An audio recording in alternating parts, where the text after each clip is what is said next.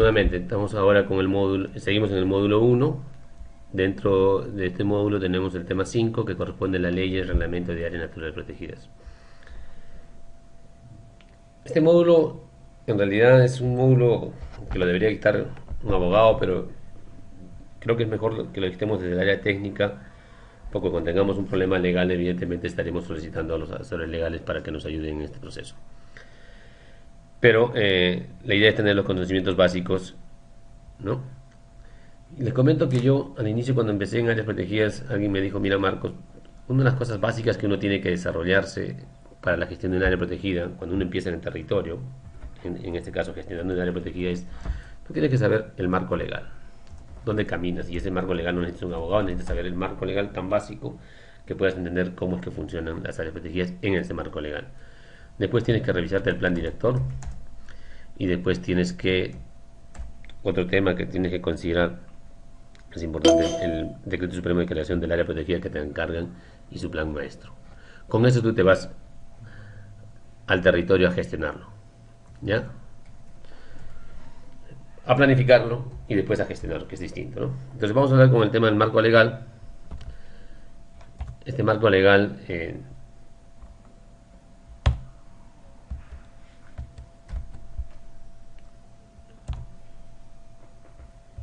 un momento.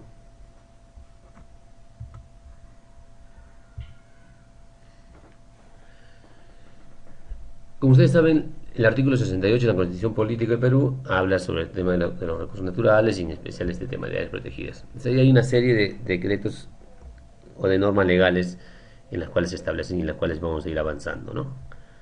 Van a disculpar, vamos a ir avanzando en este proceso con las diferentes características del marco que nos da y de ahí cómo vamos aterrizando. Las siguientes diapositivas son un poco más de texto, porque, evidentemente por un tema legal, pero yo voy a resaltar algunos puntos más importantes. ¿Sí? La Ley Orgánica para el Aprovechamiento de los Recursos Naturales. El artículo 12 del título 2 de la Ley Orgánica establece lo siguiente, ¿no? Es obligación del Estado fomentar la conservación de áreas naturales protegidas que cuentan con una importante diversidad biológica, paisaje y otros componentes del patrimonio natural. Resalten acá patrimonio natural de la nación, patrimonio. La Ley General del Ambiente. La Ley General del Ambiente regula el aspecto relativo a las áreas protegidas a través del capítulo 2 que está asociado a la conservación de la diversidad biológica. En especial en su título 3, donde habla de la integración de la legislación ambiental. Y en especial el artículo 107. El Estado asegura la continuidad de los procesos ecológicos y evolutivos, así como la historia y cultura del país mediante la protección de espacios representativos de diversidad biológica, áreas protegidas, y otros valores asociados de interés cultural, paisajístico y científico existentes en los espacios continentales y marinos del territorio nacional a través del SINAMPE. ¿Sí? Recuerden, no se olviden, vamos a comenzar a utilizar en todos estos días SINAMPE, Sistema Nacional de Áreas Naturales Protegidas por el Estado, que corresponden a todas las áreas protegidas de carácter nacional y todas las redes de cómo se gestionan esta figura. Tenemos, no pierdan de vista que existen tres niveles de áreas protegidas: las áreas naturales protegidas de administración nacional que conforman el SINAMPE, las áreas de conservación regional, que al igual que las anteriores son creadas con decreto supremo, pero que son áreas complementarias al sistema, y las áreas de conservación privada, que es evidentemente que responde a una iniciativa voluntaria del sector privado, son creadas mediante resolución ministerial. En el Perú hay 76. La administración regional, ya estos números han cambiado, ya lo vamos a corregir.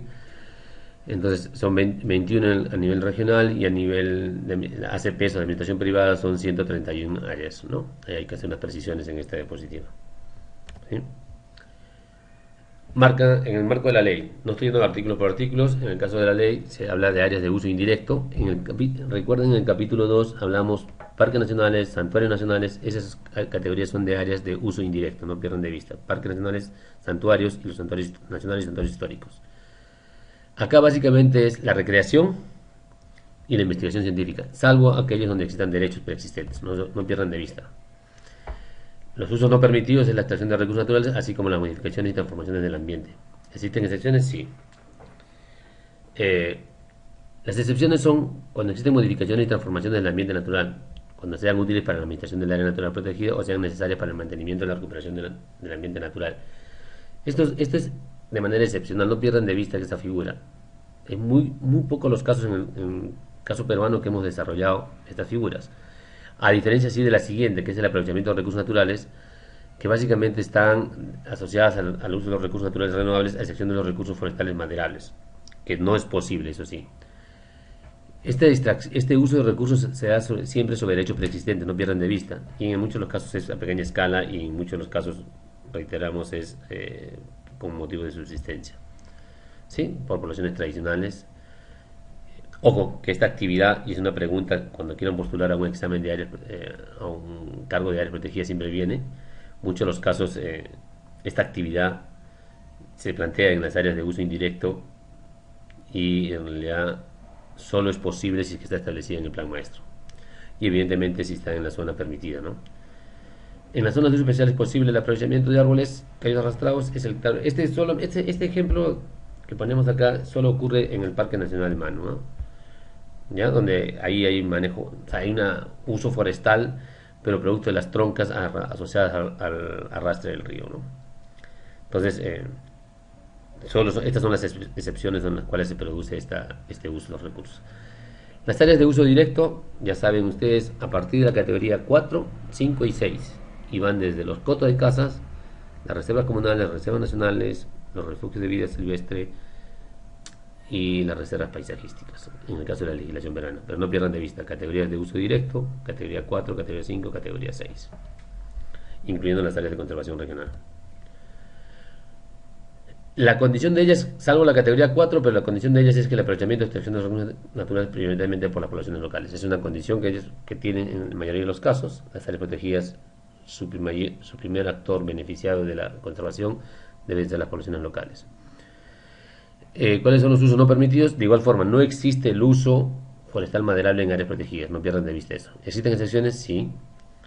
Siempre que existe un contrato suscrito, pero esto está establecido para bajar planes de manejo.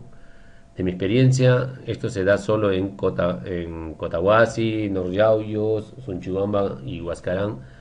O sea, Huascarán es de uso indirecto, pero ponemos ejemplo, pero en este caso es por el uso de madera asociada a árboles de eucalipto. Entonces los fines de ahí son fines de erradicación, pero necesitamos, al estar en el marco de la legislación forestal, necesitamos un plan de manejo que le dé esta viabilidad a través de este contrato de aprovechamiento. Evidentemente no hay en los bosques primarios, en zonas de uso especial, como les dije, por poblaciones locales previamente asentadas, mediante sistemas agroforestales, sin contravenir los fines y objetivos para los que fue establecido el área, dentro de lo señalado por el plan director del plan maestro y el plan manejo respectivo. El aprovechamiento forestal no maderable es una de las razones que de ser dentro de lo señalado por el plan maestro y los planes de manejo, dentro de las zonas que se permitan también. Hay una zonificación y es la zonificación la que permite este uso. Esta parte hemos hablado en el tema 2, dentro de la directriz de UICN, que está asociada a los parques nacionales, santuarios nacionales, que son categorías de uso indirecto. Voy a avanzar con esta figura. Me detengo en refugios de vida silvestre. Este es el claro ejemplo. En realidad, no es un área de uso, o sea, es un área de uso directo, pero en realidad su lógica de intervención es el uso para mejorar las condiciones de hábitat de las especies las cuales albergan. En este caso, este humedal alberga una serie de aves anátidas y aves zancudas, entonces hay que generar condiciones para que existan estas aves, ¿no? Entonces, por seguro que habrá manejo de drenes, ampliación de espejo lagunar y otras actividades, o controlar sobre el ingreso de aguas ricas en nitrógeno y fósforo, lo cual genera un proceso de eutrofización y por lo tanto necesitamos contrarrestar estas actividades que contravengan la conservación de esta área, ¿no? Entonces es importante esta categoría.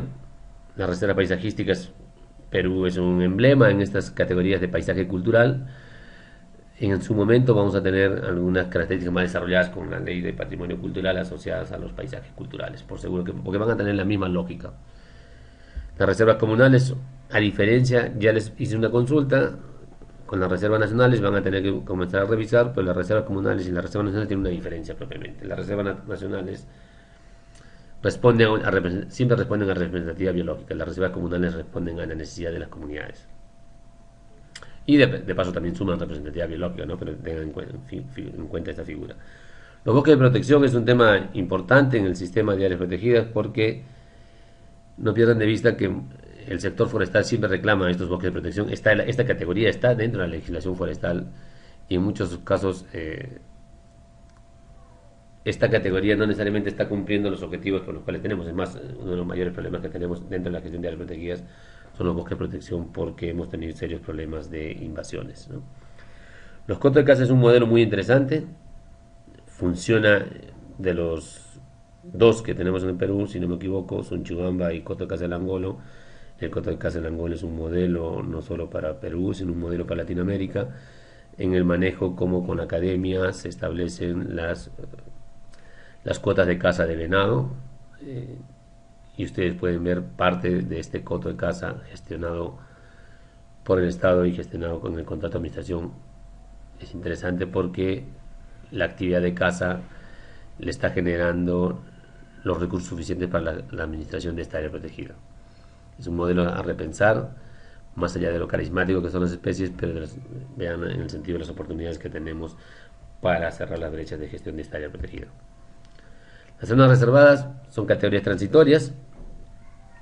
En realidad se establecen como un principio precautorio, no pierdan de vista esa figura, ¿no? La mayoría de las áreas protegidas han estado en la categoría zona reservada.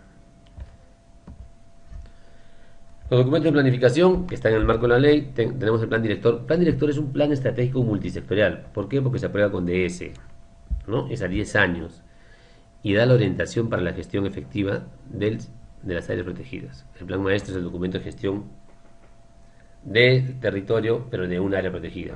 Y el plan de manejo de recursos es en manera específica, contiene las acciones de protección y monitoreo y seguimiento, pautas de uso y registro de datos acerca de poblaciones, repoblamiento, reintroducción, traslado y saca de especies nativas, así como erradicación de especies exóticas. Recuperación, regeneración y restauración del hábitat, evaluación de potencial económico, entre otras actividades.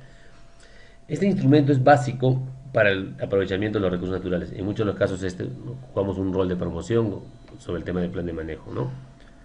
Entonces, la idea es que todas las especies que sean utilizadas por las poblaciones locales estén enmarcadas en un plan de manejo. La zonificación es,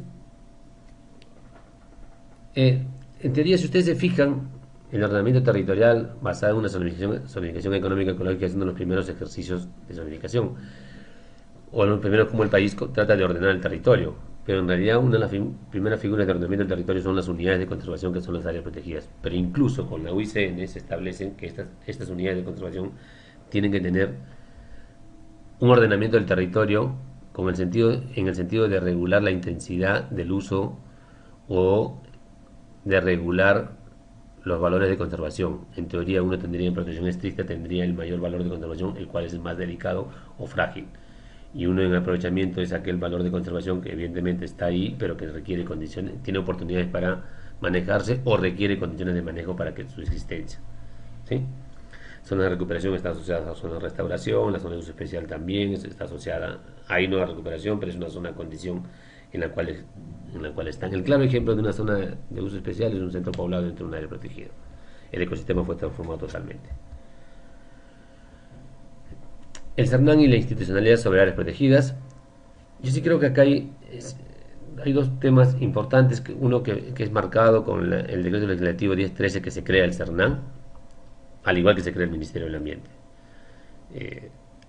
Y este ejerce la rectoría del Sistema Nacional de Áreas Protegidas y juega un rol de asesor muy importante y de seguimiento y también procedimental con respecto a las ACRs y las propias áreas de conservación privada.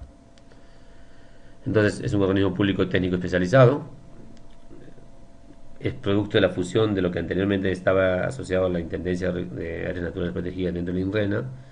Otra vez ejerce la rectoría, orienta y apoya la gestión de las áreas protegidas de administración regional y privada, lo que le estaba diciendo.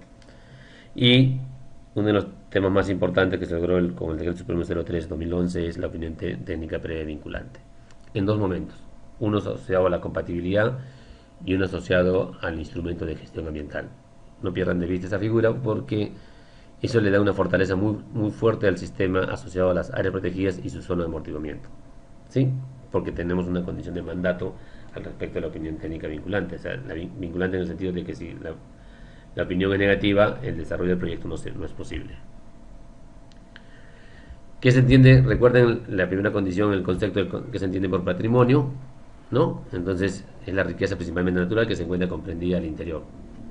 Está valorada a ese nivel, es la riqueza. Por eso nosotros siempre decimos son las joyas, ¿no? Es parte del patrimonio, del valor o del activo del país, ¿no? Y está conformado por ecosistemas, su fauna, su flora, las cuencas, los recursos hidrobiológicos, los recursos genéticos que están poco estudiados y que en su momento vamos a hablar de Nagoya, y el paisaje natural en tanto sea totalmente natural, o podemos hablar del paisaje cultural, que es la relación entre los ecosistemas transformados, los ecosistemas silvestres o naturales, y las estructuras que nosotros consideremos y tengan una relación de armonía, en el sentido del buen paisaje, ¿no? Esta diapositiva es muy importante porque acá una de las cosas que sí el sistema de áreas protegidas y el CERNAN es débil, y hay que decirlo así en términos reales, es, por ejemplo, que no tenemos competencias en los recursos hidrobiológicos. Sí tenemos opinión técnica vinculante, pero no tenemos competencias y es un tema muy delicado y que creo que es una de las prioridades en estas gestiones. Tratar de que el CERNAN sea autoridad en recursos hidrobiológicos. Por ejemplo, nosotros no aprobamos planes de manejo para el uso del recurso araguana. En recurso hídrico igual, recurso minero, evidentemente hay una autoridad y igual en el hidrocarburífero, ¿no? Pero el tema más delicado consideramos que es el hidrobiológico porque guarda una relación con nuestras comunidades locales. El CERNAN administra de forma, la siguiente diapositiva es el CERNAN administra de forma exclusiva el patrimonio forestal, flora y fauna silvestre que se encuentra ubicado al interior de las áreas protegidas. ¿Qué implica esto? Tenemos actos de disposición, o sea que somos autoridad, podemos movilizar. Es más, la Ley General del Ambiente nos da la facultad de fiscalización ambiental, la misma que comprende las acciones de vigilancia, control, seguimiento, verificación de similares que implica esto. Y evidentemente notificamos después a la autoridad competente. Pero tengamos en cuenta, uno de los temas más importantes es, con el 1079 que apareció en la segunda diapositiva, es que nos da la facultad de ser autoridad en el patrimonio forestal y fauna silvestre y por lo tanto podemos en el sitio inmovilizar y hacerle perder el valor el valor del recurso. Sí, creo que eso ha marcado un hito respecto a recobrar la autoridad de los guardaparques en áreas protegidas. ¿Qué respalda la posesión del patrimonio de las áreas protegidas? La posesión del patrimonio forestal y fauna silvestre deberá encontrarse respaldada por un título habilitante, caso contrario, es decir, la posesión no autoriza, se presumirá de manera ilegal. El título habilitante es una condición no solo para nosotros, sino en todo el bosque o en toda la condición del territorio peruano sobre el proceso de otorgar en derecho un recurso a una unidad, y en el caso peruano ahora, en el caso de áreas protegidas, esta se especializa. Entonces, el título habilitante no es más que un acto administrativo a través del cual la autoridad competente permite, autoriza o concede a un tercero el desarrollo de una actividad económica determinada, el mismo que implica la toma de posesión de un recurso natural determinado. No pierdan de vista que el Estado, en su mínima expresión, se puede reducir a normar, regular, supervisar, otorgar derechos y sancionar. Son cosas indelegables que el Estado esté facultado y en este caso puede otorgar derechos. Las modalidades legales para el aprovechamiento: tenemos el contrato de aprovechamiento forestal no maderable, contrato de aprovechamiento de fauna silvestre, permiso de aprovechamiento y acuerdo de actividad menor asociado a actividades de subsistencia, ¿no? Para para la población local. Las actividades menores son aquellas, acá está esto, son aquellas consideradas como actividades de subsistencia que no pueden versar sobre especies que se encuentran en vía de extinción, ser desarrolladas en zonas de protección estricta ni en zonas silvestres. Por eso la importancia de la zonificación. No tiene que poner en riesgo los fines y objetivos. Y este es un concepto que hemos construido, los que hemos venido trabajando en el CERNAN, sobre la actividad de subsistencia. Es aquella que se refiere al uso de recursos para satisfacer los requerimientos mínimos básicos del hogar, no necesariamente limitados a la alimentación, vivienda, vestidos, asistencia médica, entre otros, sino a lograr una vida digna en función a los derechos humanos fundamentales. En ese sentido se reconoce la posibilidad de realizar actividades comerciales sin fines de lucro. ¿Sí? No pierdan de vista esa figura. No solo es el intercambio del recurso, sino también que yo puedo comercializar porque necesito algunas condiciones de vida digna, ¿no? Los usos tradicionales son las actividades basadas en la tradición de las comunidades o población local y se refieren al aprovechamiento directo de recursos sin pretender una alteración consciente del ambiente, transmitiéndose generalmente de generación en generación. Se considera generalmente que pertenece a un pueblo en particular o a su territorio. Muchas de estas figuras están asociadas en estos derechos preexistentes, ¿no? No perdamos de vista que este uso tradicional no puede afectar los valores o razones del establecimiento de un área protegida. La caza deportiva es aquella que se practica únicamente con fines deportivos y sin objeto de lucro, contando la autorización correspondiente. Es un tema que es interesante, como les dije en el corto de caza. En este momento estamos discutiendo para el tema de pesca deportiva, lo cual esperemos que en el transcurso de los siguientes años, tanto con Produce comencemos o el MINCETUR, a desarrollar y regular esta actividad que en serio es una oportunidad para muchas áreas protegidas y en especial para poblaciones locales que puedan prestar servicios asociados al recurso de pesca y suelta, ¿no? Al recurso de peces a través de la pesca y suelta. Los derechos adquiridos previamente al establecimiento de áreas protegidas son respetados. Una de las características muy importantes de la legislación están asociadas a eso. La imposición de limitaciones de los derechos adquiridos. El CERNAM puede extraordinariamente imponer limitaciones adicionales al ejercicio del derecho previamente adquirido, sobre la base de consideraciones técnico-legales debidamente sustentadas. No encontrándose así permitido el establecimiento de limitaciones y restricciones sobre la base de consideraciones técnico-legales de carácter general. No pierdan de vista esa figura. Tener en cuenta que, estas limitaciones adicionales pueden ser establecidas en la norma de creación del área natural protegida, en su respectivo plan maestro o mediante la resolución presidencial emitida por el jefe del CERNAM. Tener en cuenta que la Policía Ecológica y la Dirección General de Capitanías se encuentran obligadas a brindar al CERNAM en todo momento el apoyo requerido a fin de realizar las labores de vigilancia al interior. Si ustedes van a La Pampa, en la reserva de Mopata, el modelo funciona a través del CERNAM y la DICAPI en el control efectivo sobre evitar actividades, no, con acciones de vigilancia y control, evitando actividades ilícitas como la minería ilegal, ¿no? Entonces hay un rol muy importante. Entonces, cerramos con este módulo, ya con este tema dentro del módulo 1 y pasamos a continuación al siguiente módulo que es el módulo 6. ¿Sí?